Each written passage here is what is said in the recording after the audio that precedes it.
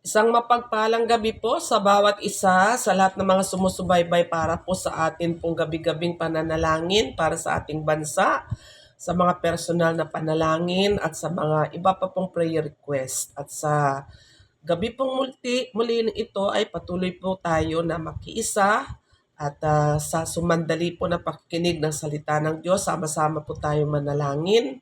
At kung meron pa po kayong mga kahilingan ay ilagay nyo lang po sa comment section para po patuloy na ang kagalakan ay nakakapagbigay lakas po ang inyo pong mga comments, sa inyong mga suggestions at ang inyo pong mga suporta po sa manggagawa po ng Church of the Living Faith. Kaya pagpalain po tayo sa gabing ito muli para po sa ating tema na my greatest longings, dreams, and aspirations to do in my life for the glory of God. Purihin po ang Panginoon, tayo po ay sumandaling yumuko at manalangin. Amang Diyos na makapangyarihan sa lahat, minsan po patuloy po nagpapasalamat ang iyong abang lingkod sapagkat sa tuwing nangyayari ang pagbabahagi ng iyong mga salita, ito po Panginoon ay isang opportunity to share how good you are, to share your word, Lord, na siya magpapalakas at patuloy na magbigay paalaala at pagbahagi rin, Panginoon, kung gaano kakabuti at kung paano, Panginoon, ibinigay mo, O God, ang mga aspirations at mga longings and dreams ng inyong abang lingkod na kagalakan ko po na ibahagi sa bawat isa.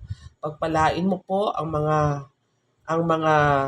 ang oras na ito, lalo na Panginoon ang iyong mga salita na makapagbibigay lakas sa aking mga kapatid, gayon din sa aming mga kababayan na patuloy na nakikiisa sa gabi-gabing panalangin. Salamat po sa iyo muli ang papurit pasasalamat sa pangalan ng Panginoong Hesukristo. Amen. So pag sinabi pong greatest longings ko, dreams and aspirations to do in my life, siguro po sa edad ko na ito, na ako po ay 61 years old na, masasabi ko na wala na akong hinahangad pa maliban na doon sa patuloy na maranasan ko ang kabutihan, hindi lamang ang kabutihan, kundi yung presensya ng Panginoon na manatili sa aking buhay. Upang ang pangarap ko, ang pinapangarap ko na lang ngayon, ay yung buhay na nalalabi sa akin, yung lakas na meron ako, ay patuloy na magamit ako ng Panginoon para ibahagi ang kanyang mga salita. Sapagkat nung ako po ay unang nakakilala sa Panginoon mula noon magpahanggang ngayon, ay wala na po akong masasabi at yung pinakalonging ko na higit sa lahat ay walang iba kundi yung buhay na may kapayapaan, magkaroon ng pamilya na masaya, nagkakasundo, na hindi ko po pinangarap dati na ako po ay magkaroon ng maraming ari-arian, pero purihin ang Diyos kahit na hindi naman ganun karami, pero sapat lang para sa aming pangangailangan na hindi ko hiniling noon pero binigay ng Panginoon. Ang talagang greatest dreams ko, greatest longings ko nung ako ay dalaga, gusto ko talaga magkaroon ng pamilya na masaya at matahimik na ipinagkaloob naman ng Panginoon. So yung dreams ko ay ipinagkatiwala ko na lang sa Panginoon kasi noon gusto ko makatapos ako ng pag-aaral ng 4-year course pero hindi nga po niloob ng Panginoon. Kaya kung ano na lang yung narating ko ay naging kontento na lang ako at dahil sa pagpapaubaya ko sa kung ano kalooban ng Panginoon sa buhay ko, ibinigay ko na sa Kanya ang lahat na bahala na siya. At purihin ang Panginoon, bagamat hindi ko hiniling, hindi ko hiningi na maging maluwag sa buhay. Because of His grace, because of His goodness, ay ipinagkaloob niya po ito. Kaya masasabi ko, at the age of 61 now, wala na ako, ang longings ko na lang, ang dreams ko na lang, ay yung mga ibinabahaginan ko ng salita ng Panginoon.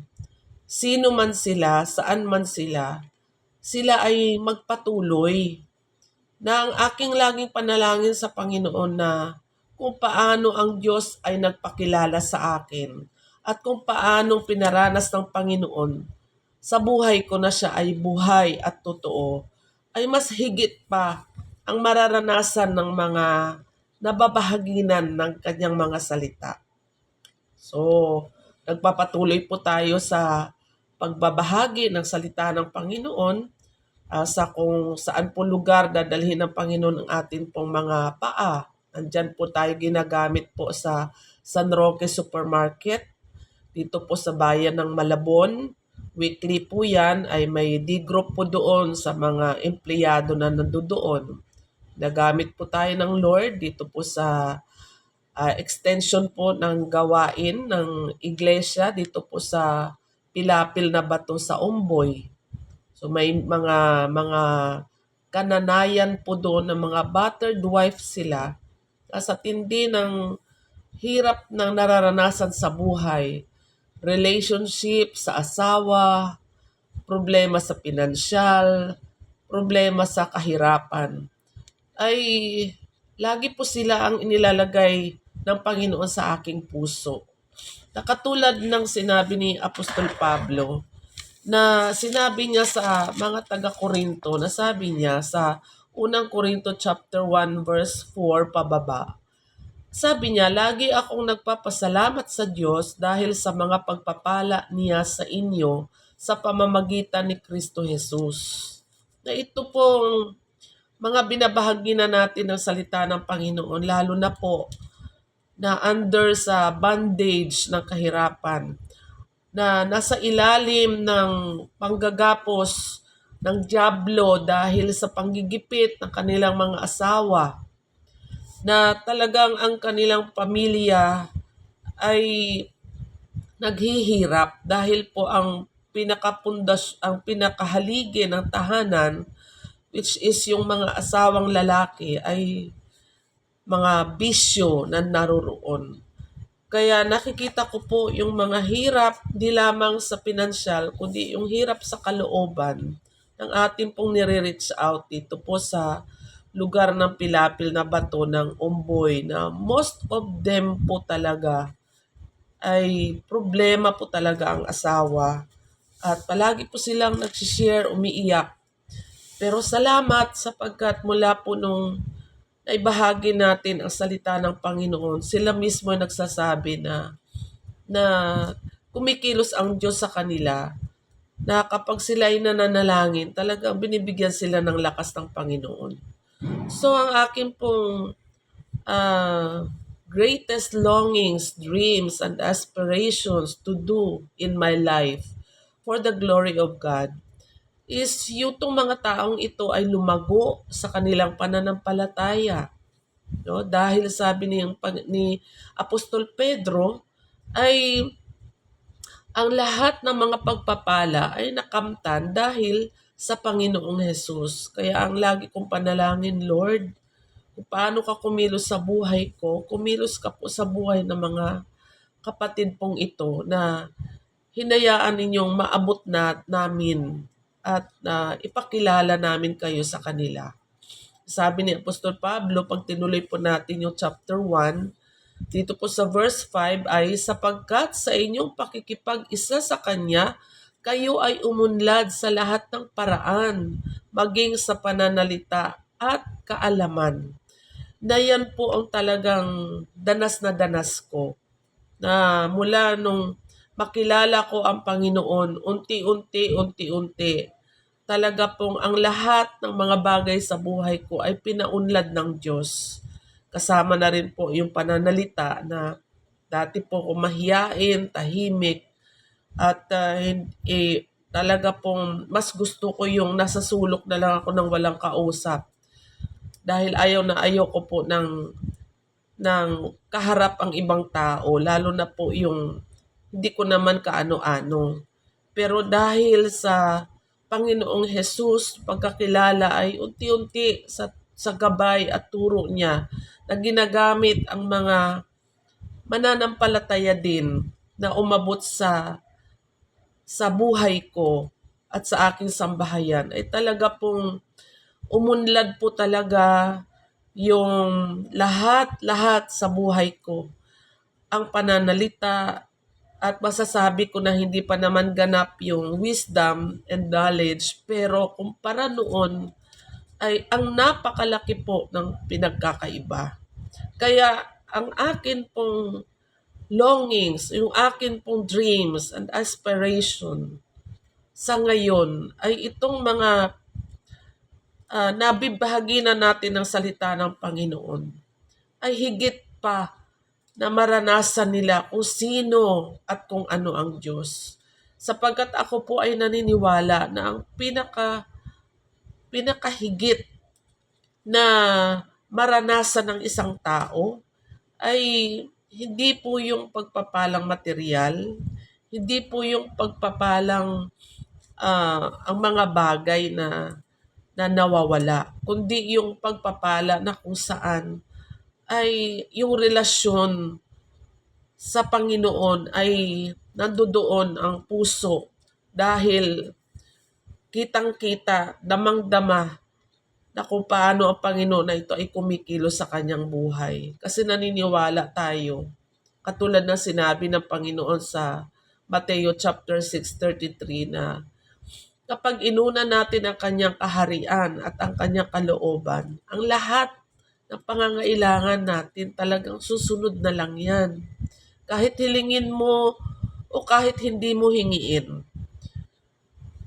Kumbaga hinahabol ka ng pagpapala kasi ang salita ng Diyos kapag ating pinanghawakan ay talagang kapaki-pakinabang.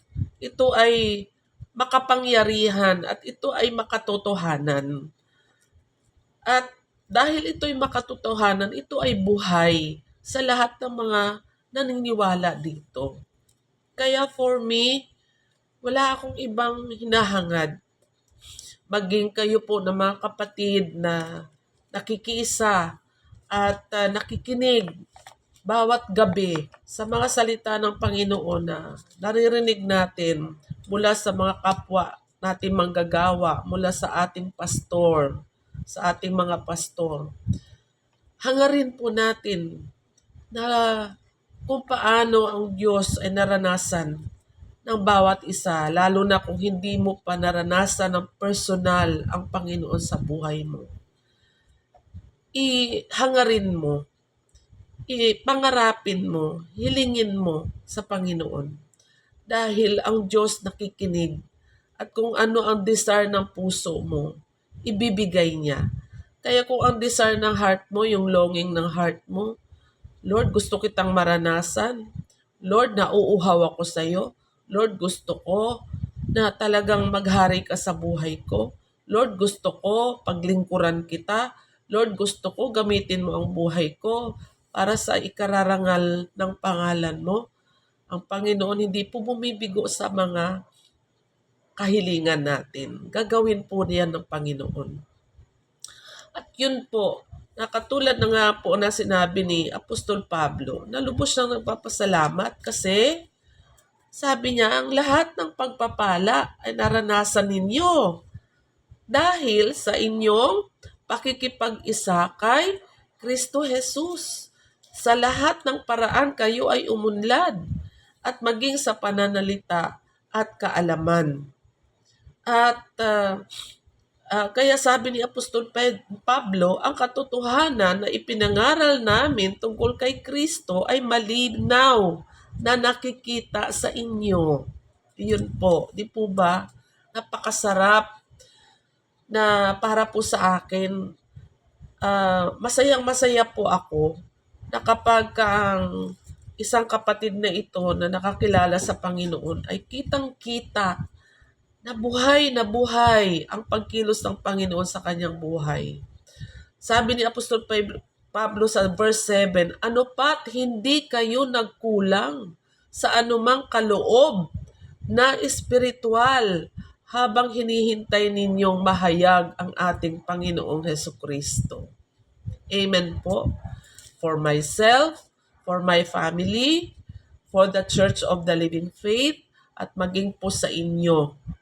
Ang aking pong longing, yung aking pong dreams, at yung aking pong aspiration, di lang po para sa akin, kundi para po sa ating lahat.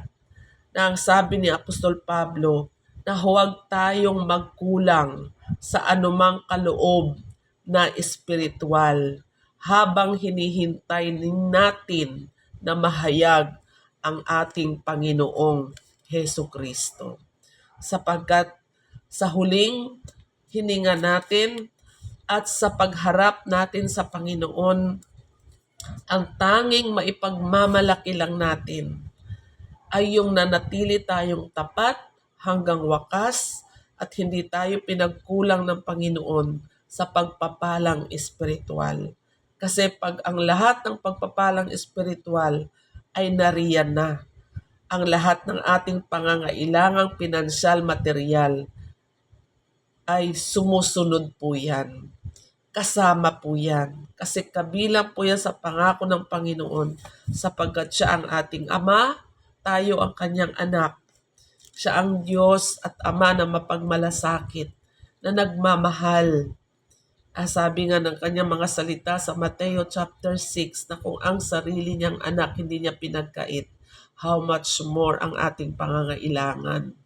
So ganun siya, isang ama na nagmamahal, isang ama na mapagkalinga, isang ama na lubos na kanyang dinidepensa, inaalagaan, inaalalayan, iniingatan ang kanyang tinuturing na mga anak. Kaya mga kapatid, Church of the Living Faith at sa lahat na nakikinig, this is my longings, dreams, and aspiration. Lahat tayo ay huwag magkulang sa pagpapalang espiritual hanggang sa mahayag ang ating Panginoong Hesukristo. Pagpalain po tayo ng Panginoon. Tayo po ay manalangin. Father God, in the name of your Son Jesus, Lord, ikaw po ang nagwika sa aklat ng John chapter 17.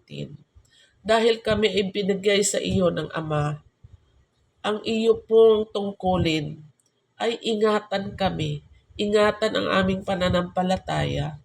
Yun po ang sinabi mo rin sa unang Pedro chapter 1, mula po sa verse 1 up to 9.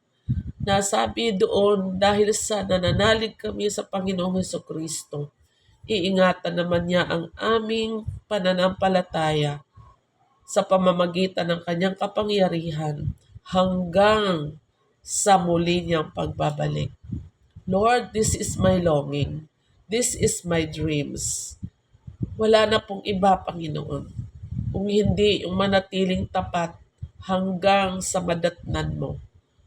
Tulungan mo po kaming lahat ng Church of the Living Faith at ang mga kababayan namin na nakikinig ngayon. Huwag kaming magkulang, Panginoon, sapagkat, Lord, lahat ng bagay na nakikita namin, lilisan, mawawala.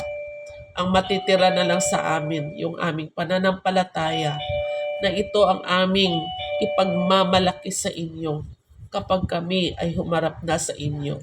Kaya Lord, I pray God, tulungan mo po kami for our nation, sa bansang Pilipinas.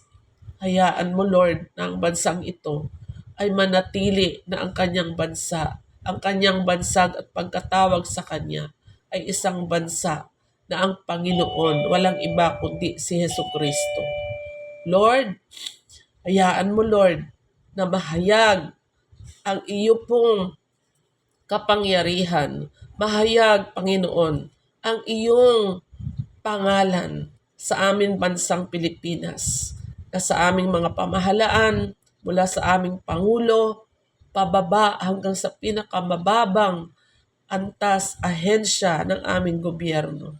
Mahayag ang katotohanan, mahayag kung sino ka, mahayag ang katwiran, mahayag ang kamanalan, sapagkat ito po ang ninanais mo, na ang bansa, mapalad ang bansa kapag si Yahweh ang kanyang Panginoon. Lord, O God, hayaan mo, Lord, ang bansang ito'y manatili at maging makatotohanan ang pagkaturing sa Kanya na nag-iisang bansa na Christian nation sa buong mundo. At hindi lang ito maging pangalan niya, kundi ito'y Panginoon maging makatotohanan. In Jesus' name. And I pray, Lord, sa mga pangangailangan ng mga kapatiran, kasama na po, Panginoon, si Sister Dr. Alma Carag, sa kanya pong congested heart, God.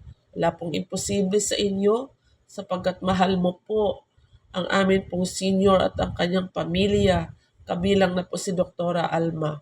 Kaya hindi mo po sila pababayaan.